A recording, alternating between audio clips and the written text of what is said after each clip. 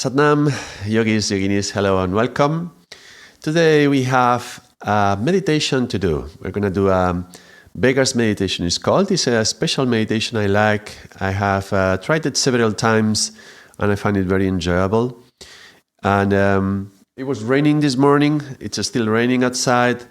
And this kind of meditations where you put the hands like a cup and you're waiting for something. There's a few of these. Some of them are to receive blessings. Today is going to be something different. But I've particularly enjoyed doing them in the rain, when it's raining. Not under the rain, but when it's raining around. Because you can hear the sound of the water and you're in this posture like waiting to receive something and the water is falling down. It's very, very nice, very meditative. Sanna, Matilde, hello. Hello, welcome to the stream. Nice to see you here. So today we're gonna, as soon as I saw that it was raining, I thought, well, let's do that meditation that is so nice. And then I looked at the numbers for today. Today is 27th and the month is 2. And it's so appropriate because number 2 is associated with the negative mind, with needs, the lack of something, and also the desire of something. Yeah, sometimes we associate it with the second chakra and sexual desire, but not just that. It's not just sexual desire, it's desire in general. And so the number 7 is associated to the mind. Being number 27, that's the desire in the mind. So when the mind goes with its desires. And the month of February is number 2. And again, number 2 reinforces this concept of desire, but also the negative mind, which is like saying no. So I thought, how appropriate to do this meditation today when it's like saying no to these unwanted mental desires. So I want to elaborate a little bit on that. I'm doing a podcast on the side with Niana. I'm sure some of you have seen it. If not, then I recommend it, Soul and Science. And in this season 2, we are focusing on trauma. And we have been talking in the last episodes how through trauma, I'm going to go in depth into trauma another day. We're going to do a video on trauma. I think it will be very interesting, but a bit later on in the season. Sat Nam, Isabel, hello, good to see you. Welcome. And we were talking about this, how some traumatic experience gets recorded within us, and then some part of ourselves has some needs that don't get fulfilled, and then we close those needs, and then maybe we feel bad about having those needs. So there's a whole process to that. I'm not going to go in depth right now. We will explore it in another day. But then out of this thing that is frozen within us, then there come different desires, which are not necessarily desires which are necessary to fulfill some parts of us, but actually possibly unwanted desires that come from our ego or our personality. So if we connect back to last year, we were doing a course on the mind. I think it was last year. And there was one episode of this course on the mind when we talked about the cycle of a thought. That was a good video that we did, exploring how we start by thinking something, and then that thought becomes a feeling, and feeling becomes an emotion. Let me show this diagram. This is what we drew in that day. If you want to know more about this process, you can watch that video. But in any case, this is the idea that we were having a thought. The thought goes inside, and then we have a feeling. The feeling turns into an emotion. That emotion may turn into an emotional reaction, and then we have a certain desire, and then we act upon this desire, and that's going to generate some karma, and that goes back to the universal mind and generates more thoughts. So we start the whole cycle again. So these desires, which are associated to some patterns of the mind, whatever the desire is, can be an obstruction to clarity of thought. Yeah, we desire certain things, and whether it is revenge, whether it is fulfillment, that we feel void, or whether we feel we want somebody's attention or we want somebody's recognition, which often is just a lack of being able to give attention to ourselves, recognition to ourselves, love to ourselves. So this desire is kind of in the middle of us experiencing life in a more clear way, with more clarity, and so the mind gets in the middle, let's say. So there is this meditation that is very nice, in which you are actually going into some desire, and you can choose one that you want to work on, and you spit it out. You get it out of your system. And the idea is that through this meditation, we are working out whatever is behind that desire.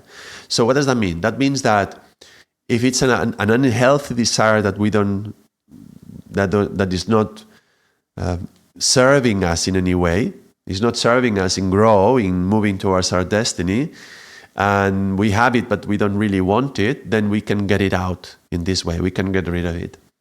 But if it's a desire for something that is actually in our service, and it can be helpful for our progress, our advancement, then it can manifest. So either way, you can get rid of the desire, because it manifests or it disappears. So that's the main idea. And the meditation is very simple, actually. You put the hands in this Beggar's mudra, which is, I'm going to show it here on the table. It's like this. And you make like a cup, as if you were going to receive something. That's why there's a few kriyas where you do this, a few meditations, and it's quite nice when it's raining and you're like waiting a drop of water, no? Like waiting to receive some drop of water. You put this in front of your heart, in front of the heart, and this is the thing. You are going to be spitting out through the mouth that desire. Before I explain the last details of the meditation, let's just tune in, even if we're going to do it very, very few minutes today. But normally you would do it for around 11 minutes. I'm not sure how much we're going to do it today, but let's tune in anyway. And that's a good habit to fall into. Even if you have only a few minutes and you want to do a little meditation, it's good to tune in anyway. So let's do that. Inhale. Om Namo Gurudev Namo. Om Namo Gurudev Namo.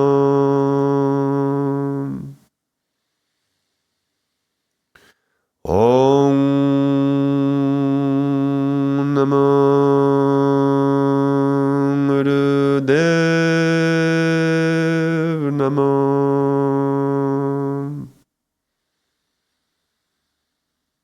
Anguranamem, Juganguranamem, Sadguranamem, Siddhigurudevanamem, Adiguranamem, Jugadaguranamem, Sadguranamem, Siddhigurudevanamem, Adiguranamem, Jugadaguranamem, Sadguranamem, Siddhigurudevanamem.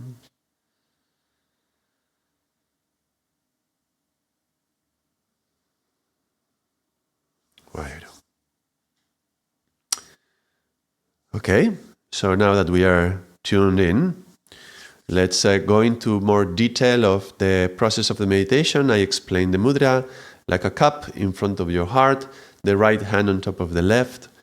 And what we're going to be doing is visualizing and thinking about that thing that we desire, that thought, that desire that it's bothering us in some way. And we're going to, through a hole in the mouth, we're going to spit it out. It's like a one long spit, very dry spit, okay? And it's, as you are spitting, you should make it fall into your hands, the air. You should feel the air in your hands. So that's going to make you have to control the mouth. So it's not going forward, but going down into the mouth. And that's having this angle. That's going to come from this area of the brain, yeah? It's coming like this, the thought coming down through the mouth into the hands. And keep the pursed lips as you are doing the breath, exhaling through the mouth. When you have to inhale, do it through the nose. Keep the mouth as it is.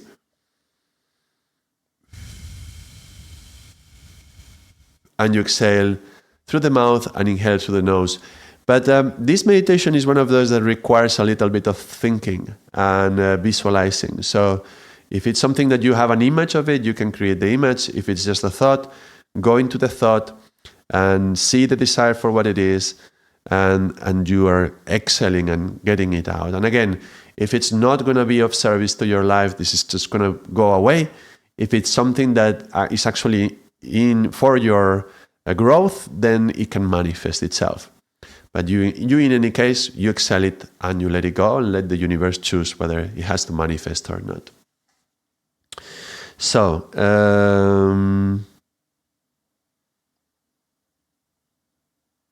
did I forget something? I don't think so. I think that's it. So let's put the hands in front of the heart in a cup. The eyes are closed, but remember, when you are breathing out, you exhale into the mouth. And let's do that.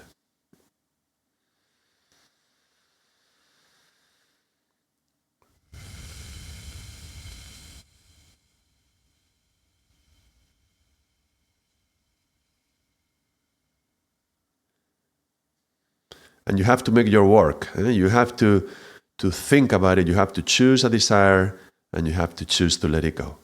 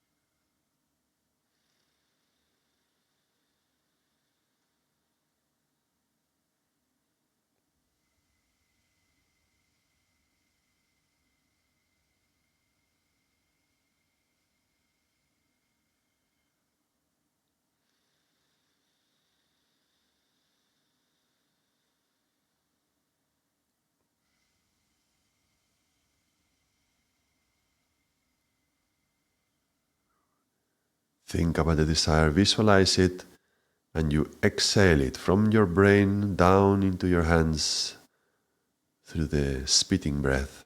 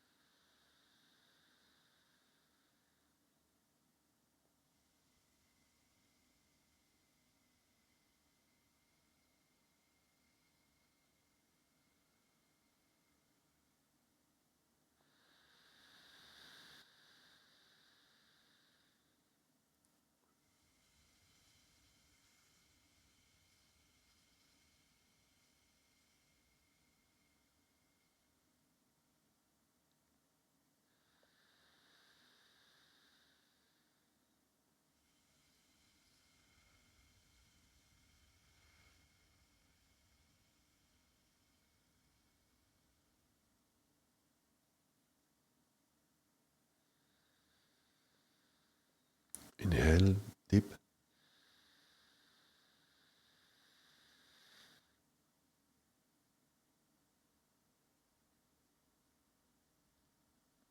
And exhale.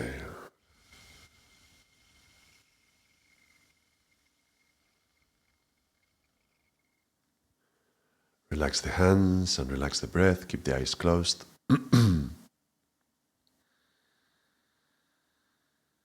There's something very, very relaxing about this meditation. Just notice the calmness.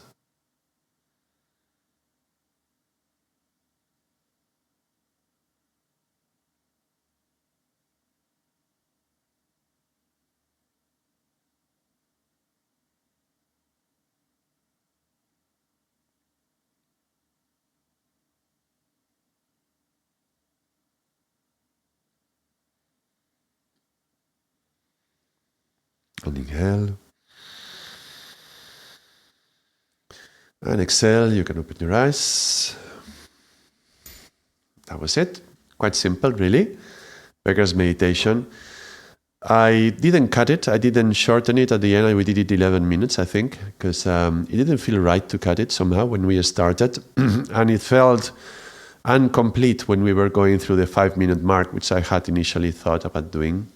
So we did the full 11 minutes. I hope you enjoyed it and you can practice by yourself. And today will be a short video.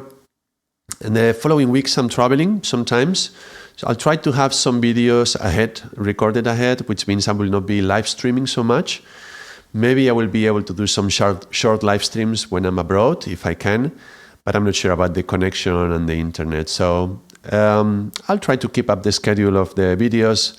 Next week, we'll have a special video with a conversation with Yogi Bhajan, my teacher, and we'll probably have another video on number 1. And so, let's do the may the long time shine upon you, all love surround you, and the pure light within you guide your way on. Sat